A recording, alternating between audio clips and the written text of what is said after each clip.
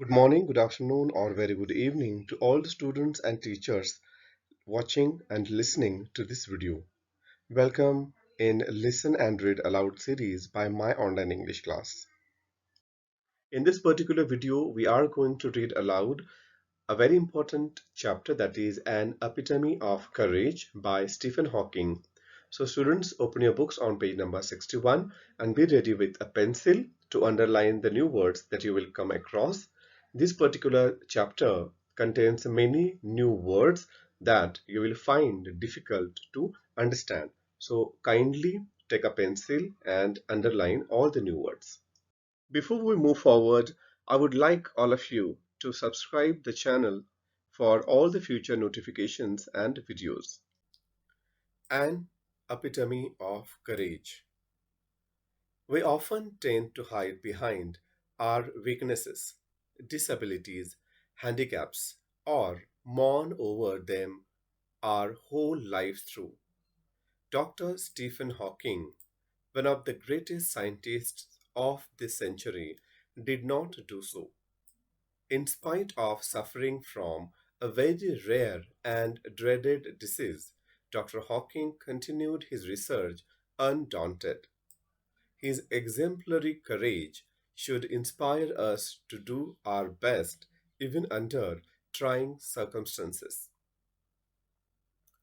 Exactly 300 years after the death of the great scientist Galileo, Dr. Stephen Hawking was born in Oxford, London, on the 8th day of January 1942. Little did his parents know that one day their little boy would be hailed as one of the greatest scientists of this century. Neither could anybody imagine that his mind would soar up into space like light. More importantly, none could predict that he would be the very epitome of courage. Courage is a wonderful thing. It is that quality which makes people not lose heart when faced with a great calamity.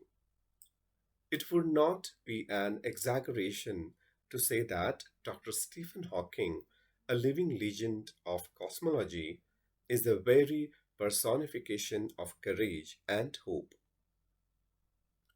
Except his mind, his whole body is bound to a wheelchair, thanks to a cruel quirk of fate. Yet, he is one of the greatest scientists of this century. An average child, Stephen grew up to be a normal teenager, full of mischief and lots of love for music and mathematics. Even though his father wanted him to study medicine, he was bent on studying mathematics. The University of Oxford at that time did not have a course in mathematics, so he opted to study physics instead. At the age of 17, Stephen started noticing that he was becoming increasingly clumsy and even fell down a couple of times for no reason. This perplexed him and he went to see his family doctor, who diagnosed him as suffering from an extremely rare disease, ALS or log Rees disease, that affects the nervous system and eventually weakens all the muscles of the body. Stephen says that even as a child, his muscle coordination was nothing to write home about. He recollects that his handwriting would send his teacher into a fit of frenzy, nor was he inclined towards sports. Nevertheless, this disease came as a bolt from the blue.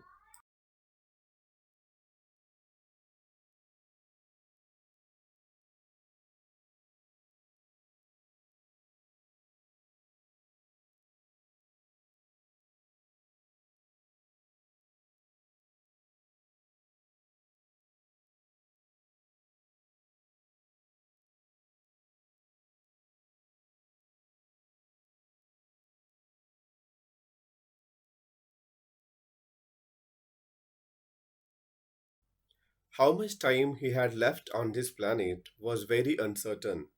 The prognosis was bad, and the doctor said they could not do much.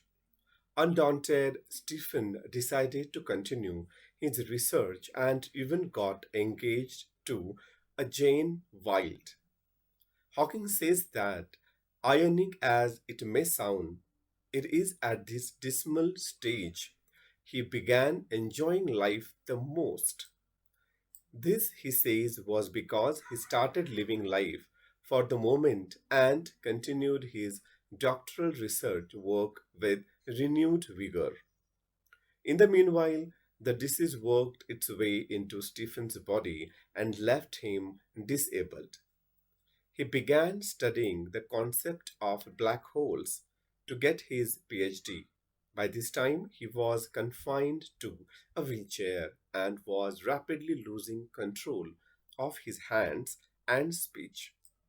The study of black holes sparked his imagination with bright ideas. He made many epoch making statements that shook established theories.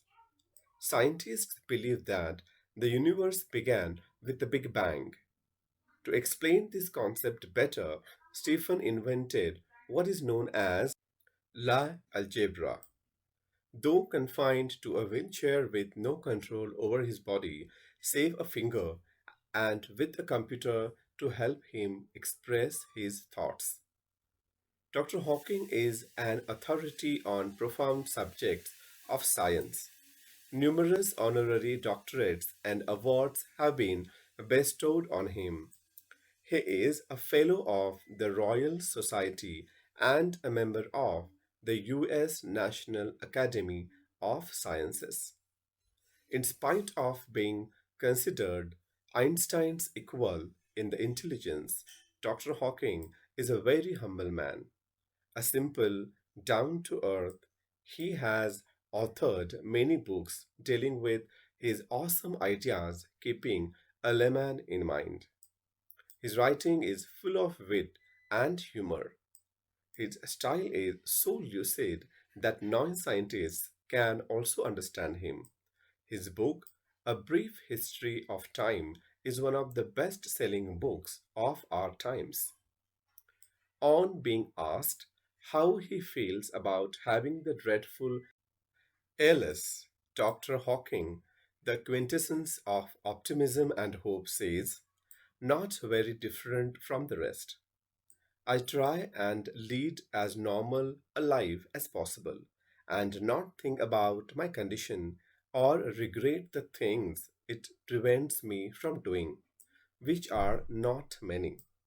Dr. Hawking firmly believes that in the next millennium, science will discover the core secrets of the universe, its origin, its history, and maybe even predict its ultimate demise.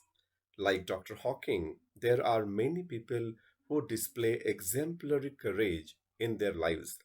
Let us salute all those brave people who, in spite of being disabled, strive to do their best.